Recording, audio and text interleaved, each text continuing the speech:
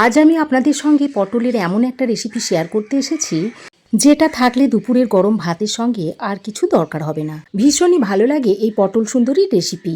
নমস্কার বন্ধুরা, তিয়াশাস রেসিপিতে সকলকে স্বাগত জানাই। প্রতিদিনের মতো চলে এলাম আবারও একটা নতুন রেসিপি নিয়ে। আশা করি আপনাদের ভীষণই ভালো লাগবে। তাহলে বন্ধুরা, এই পটল সুন্দরী রেসিপিটা তৈরি করার জন্য এখানে আমি নিয়েছি 5টা পটল। পটলগুলোকে আমি আগে থেকে ভালো করে ধুয়ে পরিষ্কার করে নিয়েছি। এবার আমি এই পটলের যে পাতলা খোসাটা রয়েছে সেই খোসাটাকে এইভাবে একটা ছুরি দিয়ে চেঁচে নিচ্ছি। ভীষণই ভালো লাগে এই পটল সুন্দরী রেসিপি। যারা পটল খেতে পছন্দ করেন না তাদের এইভাবে একবার পটল সুন্দরীটা তৈরি করে খাওয়াবেন, দেখবেন চেটে পুটে খেয়ে নেবে, আর একবার খেলে বারবার খেতে চাইবে। একইভাবে সব পটলের খোসাগুলোকে এইভাবে চেঁচে নিতে হবে। তো দেখুন, পটলের উপরের যে পাতলা স্কিনটা রয়েছে সেটাকে আমি চেঁচে নিয়েছি। এইভাবে সব পটলের পাতলা স্কিনটাকে এইভাবে একটা ছুরি দিয়ে চেঁচে নিতে হবে। পটলের অনেক রেসিপি তো আপনারা খেয়েছেন, এইভাবে একবার তৈরি করে খেয়ে দেখবেন, আশা করছি আপনাদেরও ভালোই লাগবে।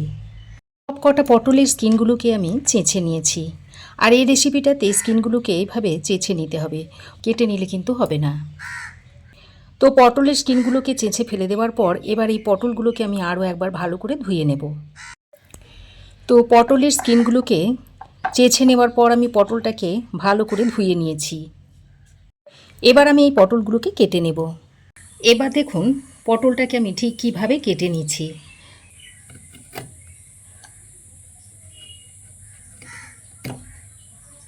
মুখের অংশটাকে কেটে দিয়েছি,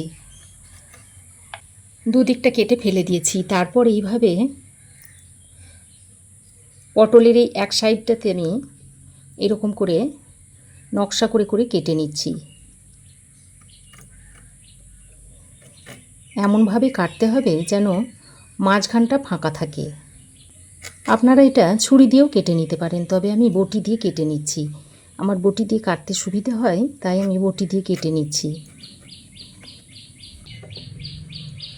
দেখুন বন্ধুরা, এরকম একটা ফুলের মতো তৈরি হয়ে যাবে।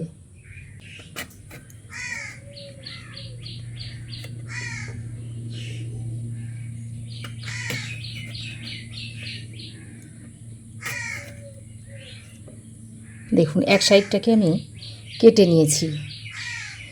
এবার এর অপর সাইডটা ঠিক উল্টো দিকটা এইভাবে কেটে নেব। এভাবেও আমি নিচের থেকে উপর দিকে এইভাবে কাটতে কাটতে যেতে পারেন। যার যেমন সুবিধা হবে সেইভাবে কেটে নেবেন। মাঝখানটা যেন কেটে না যায় খেয়াল রাখবেন। মাঝখানটা যদি কেটে যায় তাহলে ভেঙে যাবে, ডিজাইনটা দেখতে সুন্দর হবে না।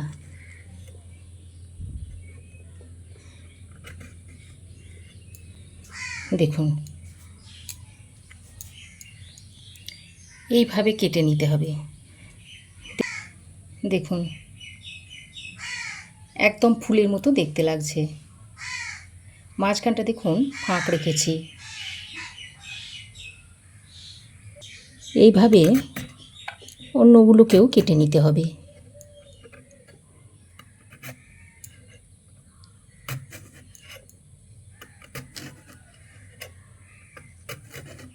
আরও একটা আমি কেটে নিয়েছি। এইভাবে সবগুলোকে কেটে নিতে হবে। দেখুন বন্ধুরা, সব কটা পটল আমি এরকম নকশা করে কেটে নিয়েছি।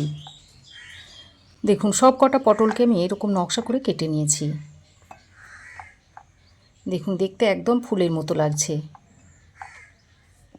এবার আমি এই পটলের গায়ে নুন, হলুদ আর লঙ্কা ভালো করে মাখিয়ে নেব। নুন দেওয়া হয়ে গেলে দিয়ে দিচ্ছে একটু হলুদের গুঁড়ো, আর দিয়ে দিচ্ছে একটু ঝাল লঙ্কার গুঁড়ো। তারপর খুব সামান্য পরিমাণে একটু হাতে জল নিয়ে এইভাবে ছিটে দিয়ে দিচ্ছি। এবার পটলের গায়ে নুন, হলুদ আর লঙ্কাটাকে ভালো করে মিশিয়ে নিচ্ছি। এই জলটা ছিটে দেওয়ার কারণে পটলের গায়ে মশলাটা খুব ভালোভাবে লেগে যাবে। নুন, হলুদ, লঙ্কার গুঁড়োটা পটলের গায়ে ভালো করে মিশিয়ে নিয়েছি। এবার আমি একটা ঢাকনা লাগিয়ে 5 মিনিট মতো রেস্টে রেখে দিচ্ছি। এবার আমি এই পটল সুন্দরীর জন্য একটা স্পেশাল মশলা তৈরি করে নেব, যার কারণে পটল ভাজাটা খেতে অসাধারণ হবে। তার জন্য আমি একটা কড়াই গরম করে দিয়ে দিচ্ছি একটা শুকনো লঙ্কা। সঙ্গে দিয়ে দিচ্ছি 1 মুঠো মতো চীনাবাদাম। প্রথমেই আমি শুকনো লঙ্কার বাদামটাকে দিয়ে 1-2 মিনিট মতো একটু ড্রাই রোস্ট করে নিচ্ছি, কারণ এগুলো ভাজতে একটু সময় বেশি লাগে। শুকনো লঙ্কা বাদামটা দিয়ে 1-2 মিনিট মতো ড্রাই রোস্ট করে নিয়েছি। তারপর এর মধ্যে দিয়ে দিচ্ছি 1/2 চামচ মতো গোটা ধনে, 1 চামচ মতো গোটা জিরে,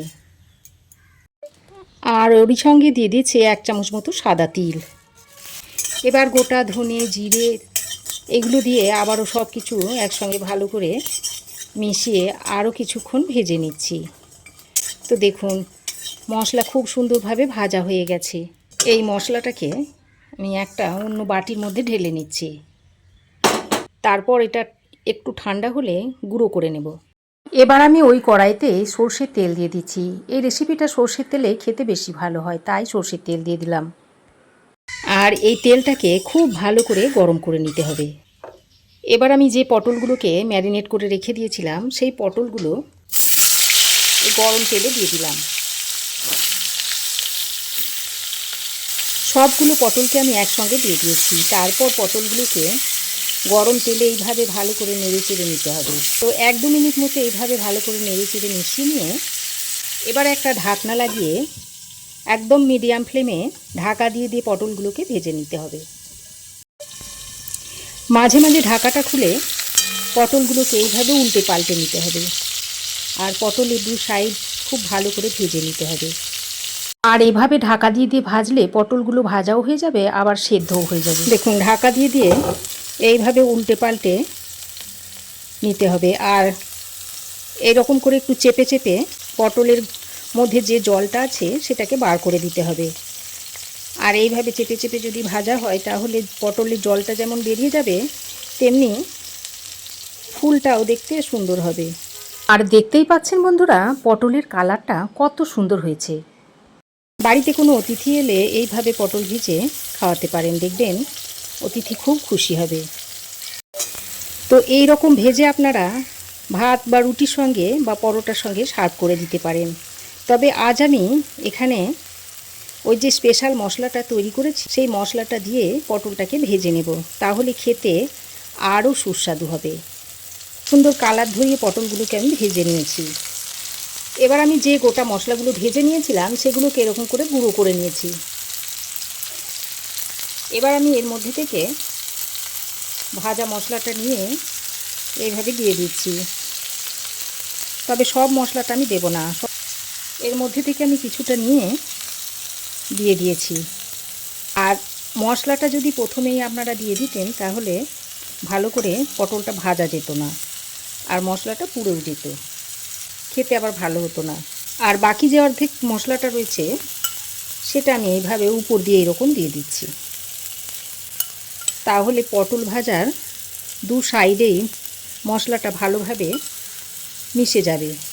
এইভাবে স্পেশাল মশলা দিয়ে পটলটা ভেজে নিলে খেতে খুবই সুস্বাদু হয়। আর ভাজবো না, এখন গ্যাসের ফ্লেম বন্ধ করে এবার এটাকে আপনাদের সার্ভ করে দেখাচ্ছি। এবার এটা আপনারা গরম গরম ভাতের সঙ্গে সার্ভ করে দিতে পারবেন, খেতে অত্যন্ত সুস্বাদু হয়। এইভাবে একবার তৈরি করে দেখুন, তারপর কেমন হয়েছে অবশ্যই একটা কমেন্ট করে জানান।